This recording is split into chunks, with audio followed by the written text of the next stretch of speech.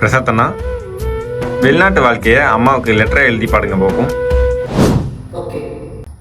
அன்புள்ளம் கொண்ட அம்மாவுக்கு மகன் எழுதும் கடிதம்.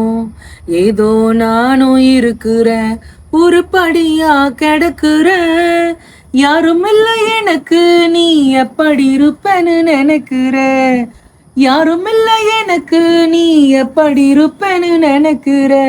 அன்புள்ளம் கொண்ட அம்மாவுக்கு மகன் எழுதும் கடிதம். ஏமாந்தவன் நானு இன்னும் வேலை ரொம்ப வைக்கிறாங்க. அம்மா என் மனசு தாங்காம நான் அழுகுறேன். விடுதி சோறு புழுவுன்னு வீதியில கொட்டுறாங்க. நான் மட்டும் கஷ்டத்தை புரிஞ்சுக்கிட்டு அழுதுகிட்டே தின்னுக்குறேன். நான் மட்டும் கஷ்டத்தை புரிஞ்சுக்கிட்டு அழுதுகிட்டே தின்னுக்குறேன். அன்புள்ளம் கொண்ட அம்மாவுக்கு மகன் எழுதும் கடிதம்.